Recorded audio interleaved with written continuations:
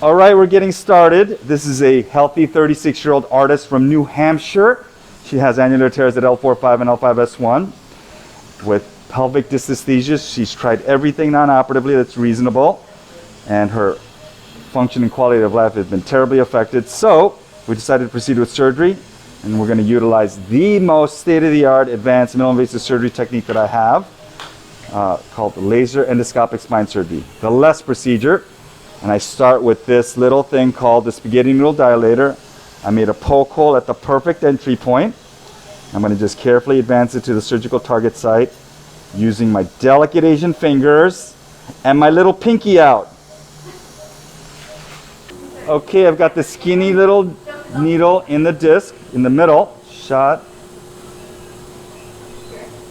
Shot. Save that. Oh, it's already leaking out because it's such a cockapoo disc. You can even see the little outline. It's so cute. Shot and save. Shot and save. And you can really characterize the tear. It's also going down near the lower end plate. It's all coming together, 1,000 points of light. Pituitary. My first look, A, you can see the blue dye. And B, you can see all the kind of injected blood vessels all around there. That's consistent with lots of inflammation.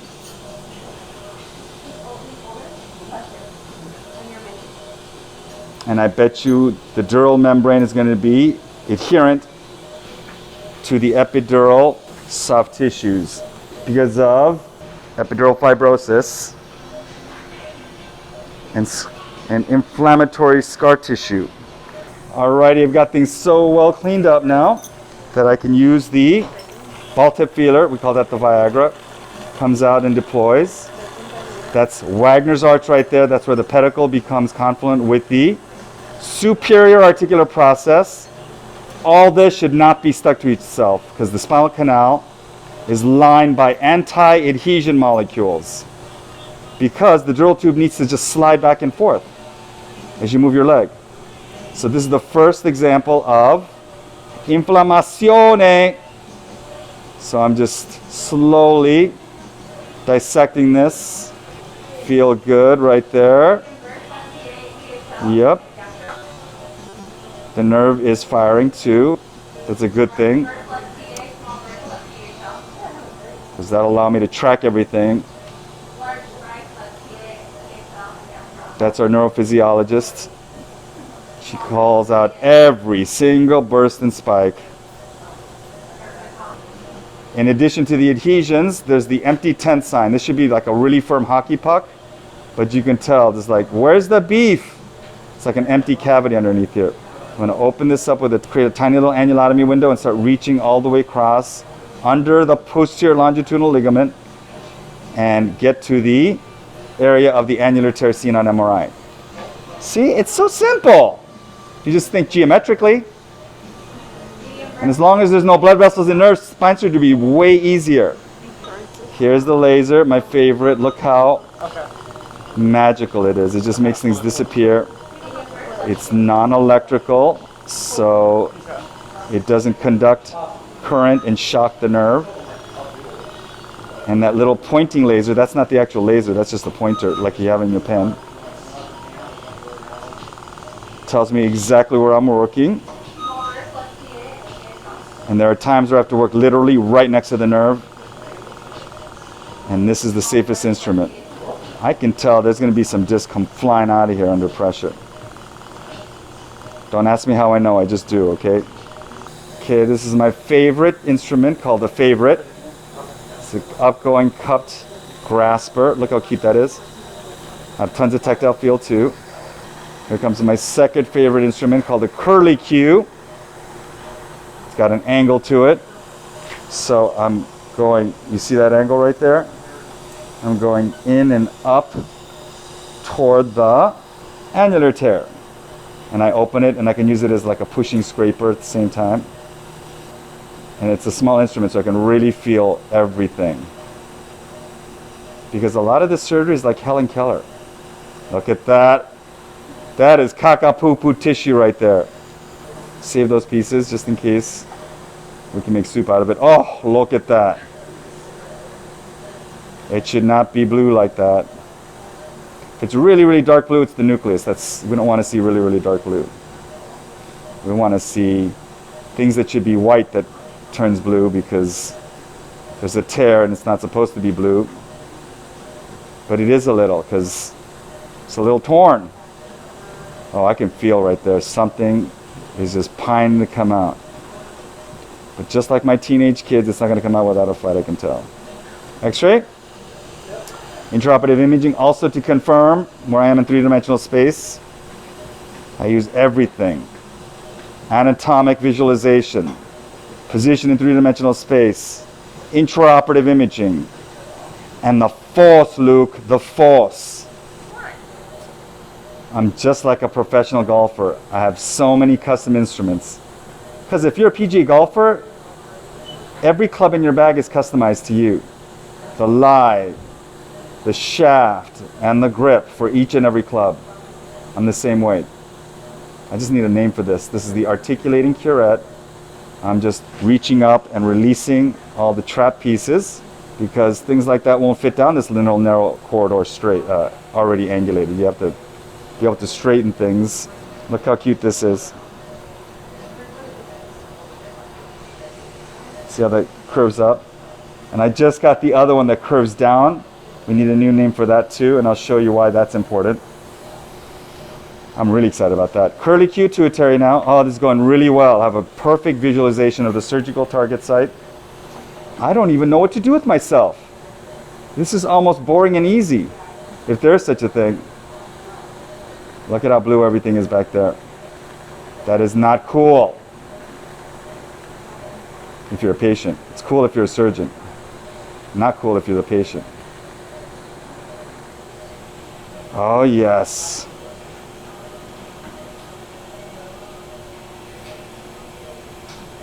It's one of those situations like, you know it's in there, but it won't cooperate and come out.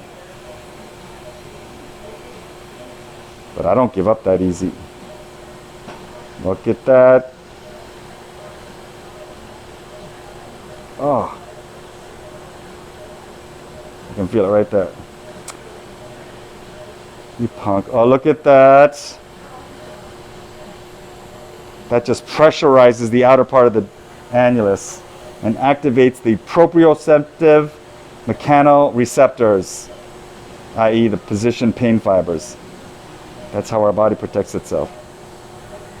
Body's a miracle, it really is. We just received my latest instrument. I often need a downgoing pushing curette where I can get on top of the annular tear and push it into the cavity away from the nerve. And this is a modified kind of pituitary rongeur. And I don't know if you can see this little thing. It can get dialed in perfectly. It has 3 positions to lock, or I can just use it freehand. I'm going to go down and I'm going to push down on that disc herniation. You'll see when I get in there. And again, because all the openings are really narrow, it has to go in straight. It cannot go in like this because it's like, I can't fit, it's got a crookedness. So what's this? Oh, it's almost like got its own mind. Oh, God, yes. I'm pushing, the dural tube is above me now, and I'm pushing down and away. You can see, look at that. Oh, doctor.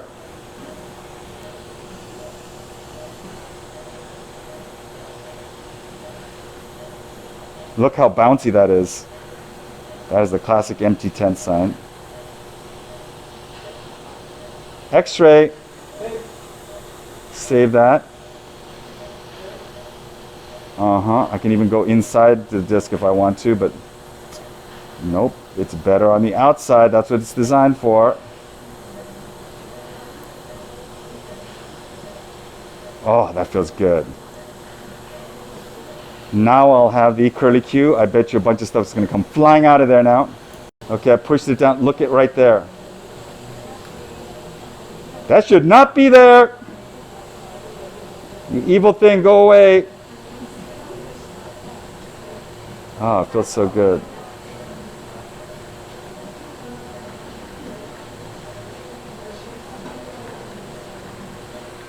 Look at all that kakapupu right there. Yep. All that must go. The nerves are just above me. You can see the little gap there, kind of. It's got adhesions because of inflammazione. I can't get too crazy with the trigger flex probe because it's electrical and I can shock the dural tube above me. So I'm going to use the laser next. Or the new instrument. Currently, the best name is salt and pepper. That's Brittany.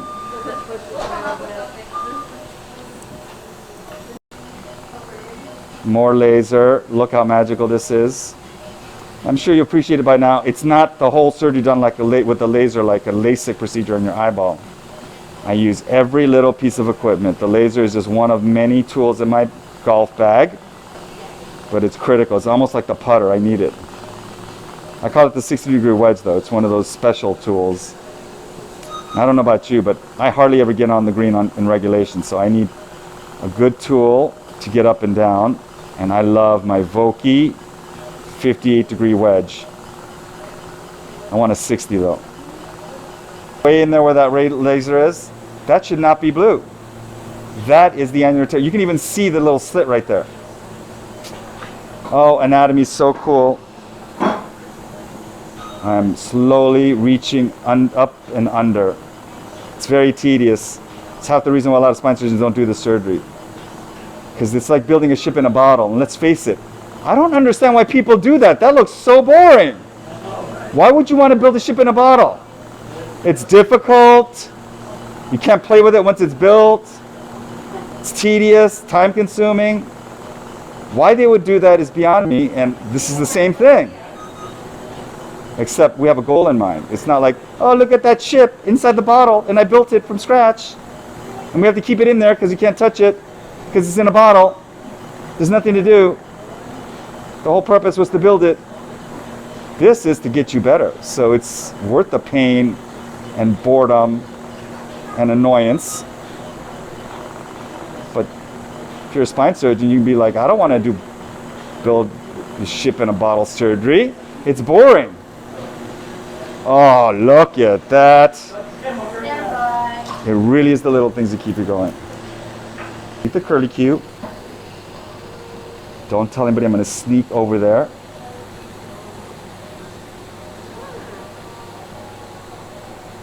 And take out the kakapupu. Woo, when I do that, the nerve gets activated when I push on this. How cool is that?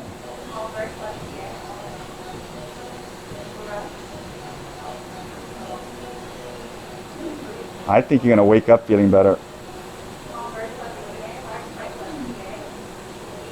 Oh God, this is like a juicy pimple that I'm about to pop. It's going to hit the mirror. Yep.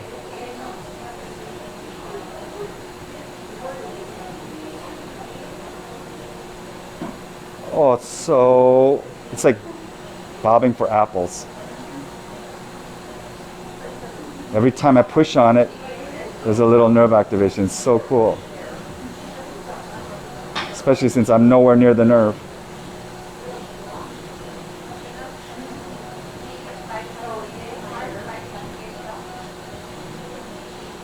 Look at that.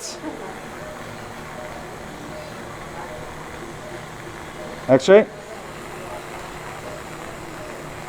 Nope, I got a little bit more to go, which makes sense. Because I could just get the sense that there's something right there.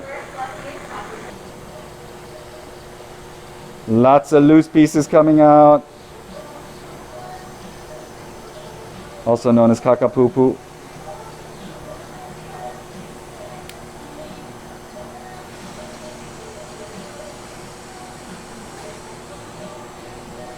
Oh, really? It's gonna be that way?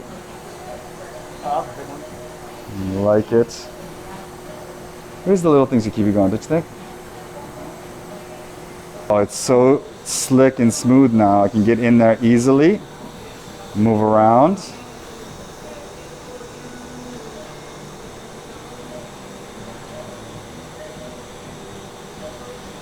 Lucky long time. Oh, more pieces. This is the one in the corner.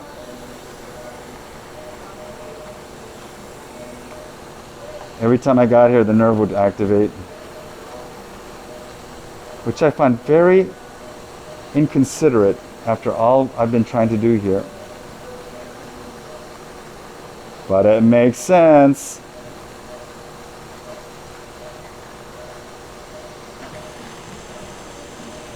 Nice, my man.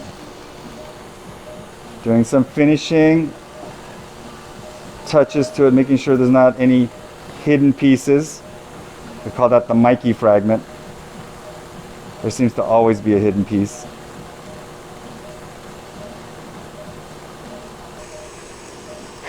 Okay, feeling good. I'm done with 4-5. Now I'm going to do what I call the final check. Ooh, sorry about that. Can't drop the laser because that stuff is expensive. Okay, so that is the tear right there. Oh, yes.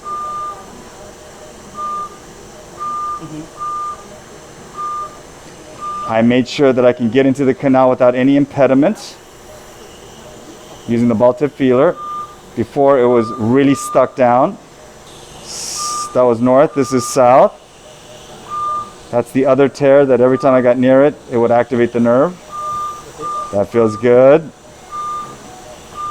If you look at the X-ray there, that tells me I am way across the midline. I went even further than that. And I can feel this too. It's an empty cavity right there, so I'm doing a world's greatest IDET, intradiscal electrothermomodulation. Sounds good, we're good. Some inflammazione right there. That's just the flap right there. Nerves are activated if I get too crazy on it. Oh yes.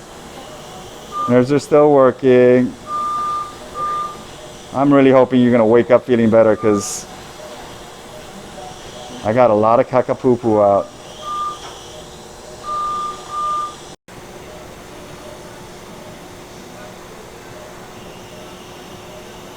Look at that. That's what we call the Mikey fragment, the hidden last piece. Like when you're done, it's like, oh, let me just check over there. And it's like, hey, Mikey.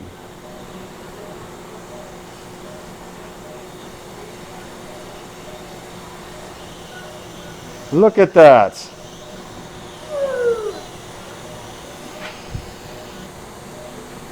Oh, yes. I am so glad I didn't give up. Look at that. X-ray right there. Yes. Now I don't feel a big thing. Makes sense. Look at all these pieces coming out. It's not an extruded piece, that's why it's just coming out in little fragments instead of one humongous rat fragment, I call it. Ah, annoying. Just like my teenage kids used to be.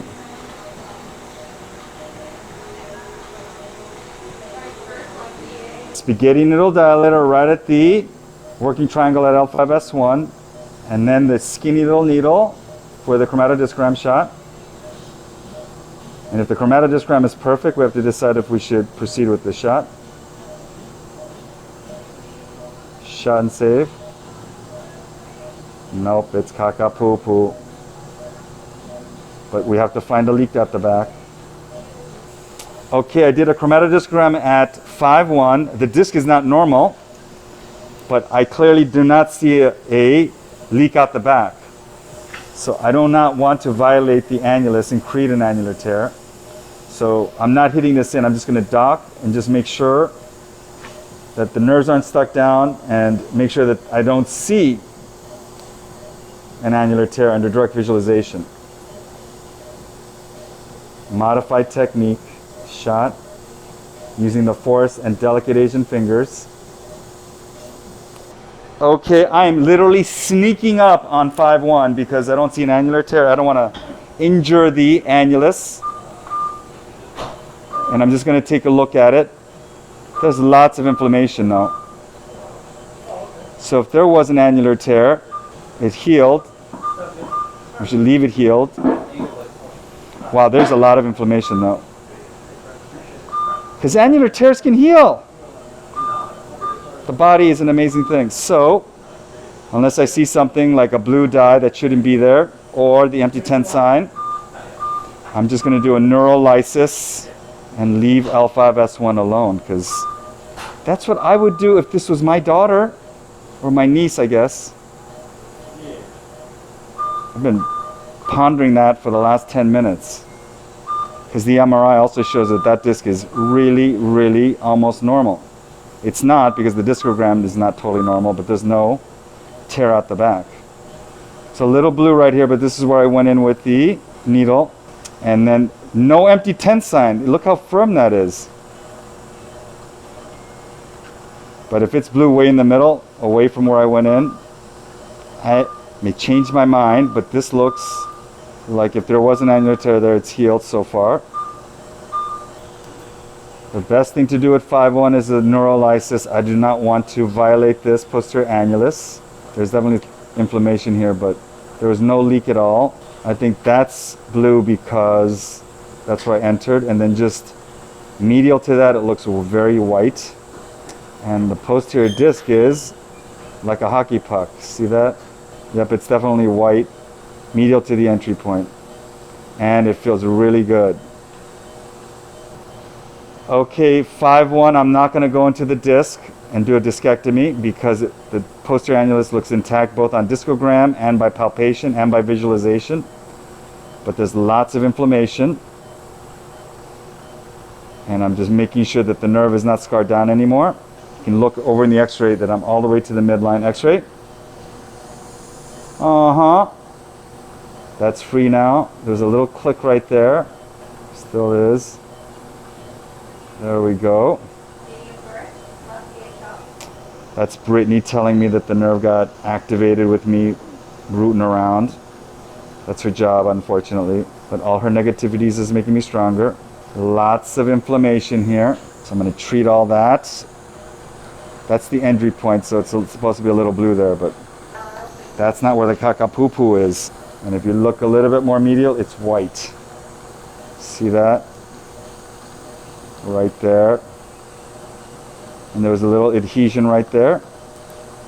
I got that. That feels right. Surgery's all done. I did it through that one little poke hole. It went beautifully. And I'm fully expecting you to get a lot better. So best wishes on a speedy recovery. Right, guys?